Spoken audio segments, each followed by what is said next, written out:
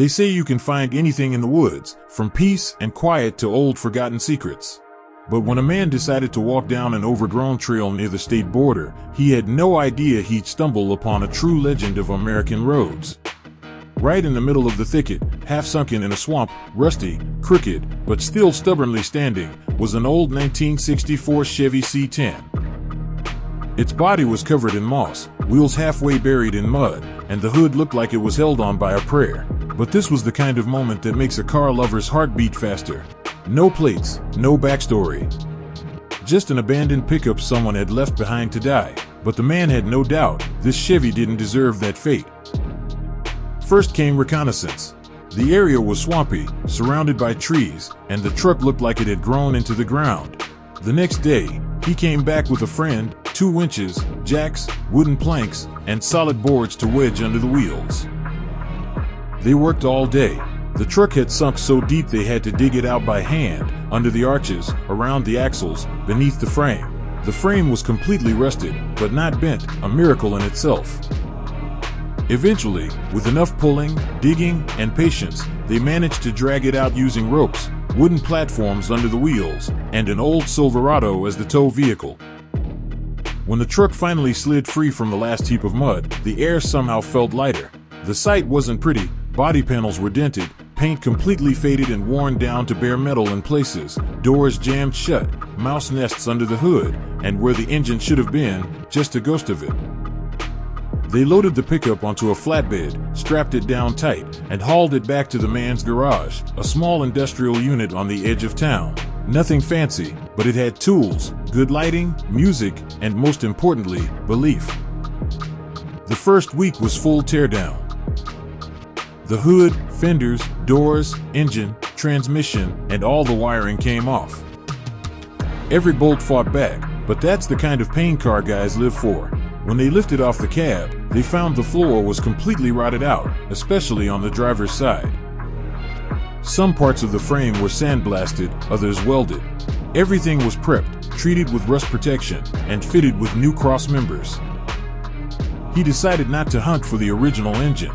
Instead, he picked up a fresh 350 small block from a salvage yard, tested, solid oil pressure, good compression.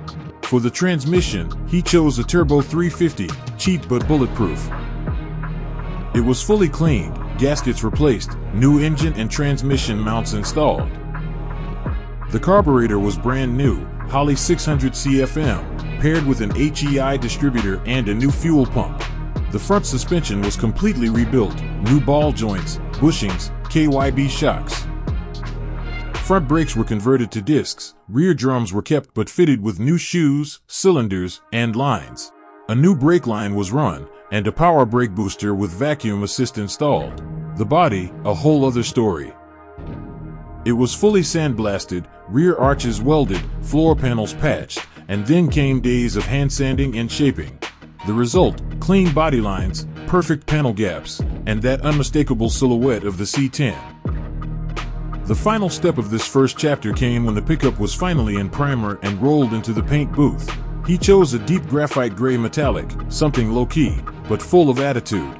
2 coats of base, 3 coats of clear, and the body sparkled like it just rolled off the factory line. And in that moment, with no headlights or bumpers yet installed, but fully repainted and standing proud on new wheels, something shifted in the air. This old truck, once nearly lost in a swamp, had officially come back to life. After the paint job, the workshop smelled like lacquer, metal, and victory. The pickup finally looked like a real vehicle, not a pile of rusted metal. But it was still just a shell. Next came the best part, assembly, the little details, the final stretch. The man started with the wiring. A completely new kit, not a single piece of old wire. Every connection checked, every contact sealed with heat shrink.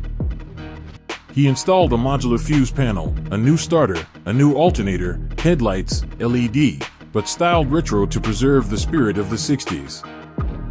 The interior came together gradually. The dashboard was restored, coated in matte varnish, new gauges, oil pressure, temperature, voltmeter, tachometer. He took the seats from a donor, an old Tahoe, reupholstered them in dark leather with light stitching, and installed seat belts, which didn't even exist in 1964. The steering wheel was kept original, the three-spoke design, but fully restored, stripped the old lacquer, polished the metal, and waxed the wooden rim. The cabin started to smell like new leather and old-school spirit. Wheels, 15-inch retro rims with a white stripe on the tires, classic. He gave it a low stance, but without overdoing it, enough to give it a bold look but still be practical to drive. And so, 4.5 months after being pulled from the swamp, the Chevy C10 touched the road again. The man fired up the engine, the 350 rumbled like a true American, deep, throaty, full of character. He hit the gas, and the air filled with the very sound that made boys' hearts race decades ago. The first drive, a short loop through the city. People turned to look, waved, smiled. Some stopped to take photos. In a world full of crossovers and electric cars, this C10 looked like a machine from another era. And at the same time, a symbol that real iron never dies. And then, the main thing. The guy drove to where this story had started. To the edge of town, where, according to his father, an old man once lived, someone he barely remembered. And as it turned out, that old man once drove a Chevy C10 just like this one, back in the 70s. Maybe this very same pickup. He stopped by the old house, got out, leaving the engine running. An elderly man came out, a neighbor who still lived there. He saw the pickup and froze. His eyes trembled. And then he said, "I thought it was gone forever." And it became clear, this C10 wasn't just a truck. It was memories, it was history, it was a bridge between generations. Its appearance awakened a past in people that had long seemed forgotten. As the sun was setting and the pickup stood beside the very house where its story once began, it felt like everything had come full circle. From swamp to pavement. From rust to gray metallic. From silence to the rhythm of AV8. This wasn't just a restoration. This was a soul brought back into metal. And maybe, just maybe, that's why it's worth sometimes walking into a forest, not for mushrooms, but to find a true legend.